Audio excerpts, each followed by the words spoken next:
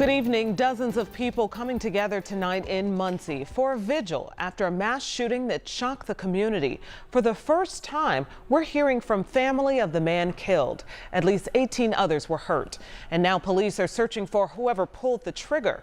Emily Longnecker spent the evening in Muncie, where this gathering was about showing support for the victims and their families.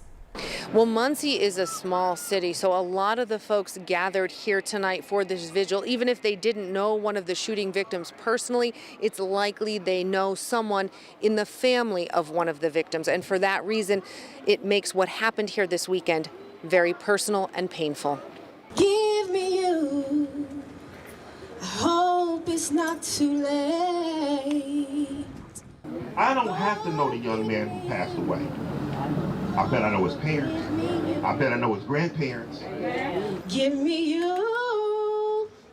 Everything else can wait. Community members with tears in their eyes, the pain evident on their faces, still searching for answers to one question: why? And all over the weekend, it was beautiful until it wasn't.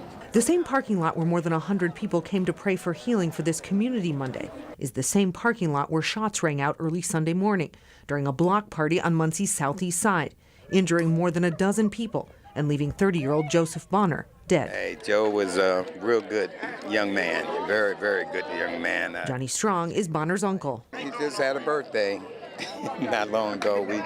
Strong was in the crowd that gathered here to not only pray for Muncie, but for all those injured in the shooting, along with their families. But there's people still fighting for their lives in the hospital.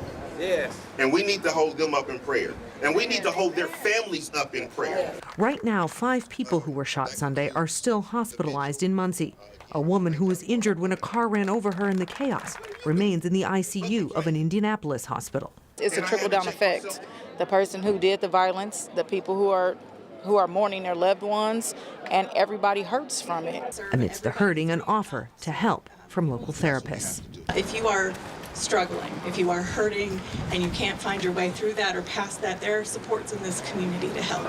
For this grieving uncle, I know love conquers everything, but it's just hard to say what the answer is, because with everybody's with guns, there's a lot of guns out here, there's violence, and people just don't know how to solve problems now. Those gathered believe the answer is found in moments like this one. Help us to reach people and help us to have a culture that would put the guns down and put the love up.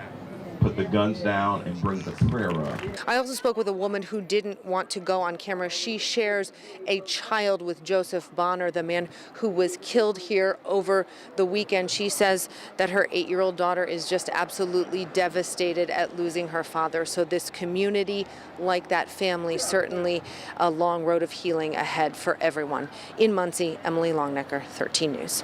Great. All right, thank you, Emily. A lot of grief that a community should not be dealing with. Again, police are now looking for the person responsible for this violence. Investigators confirming that they're looking at the possibility there was more than one shooter. 86 so far, I have 2 down. 22, I need more people down here. Shot to the back. 52, I got somebody shot. Willard and Hackley in the head. Inside the house on the northwest corner. Chaos erupting just after 1 o'clock Sunday morning at a block party that got out of control. You can see just how many people were there in this drone video shared with us by a viewer. So we're told this was about 30 minutes before the shooting, the gunfire sending hundreds of people running. Police also saying they have been called to the venue before and they got alerted to this party. Officers contacting the owner to get it shut down. But the shooting started before all that could happen. The reality is we're doing everything we can to help make the citizens safe. We want people to get together and have a good time. We're not the fun police. It's when it gets out of control and people get hurt that we have a problem. Police tell us they do have leads they're following. They're talking with witnesses and they ask anyone who might have video of the party or the shooting to please reach out to them.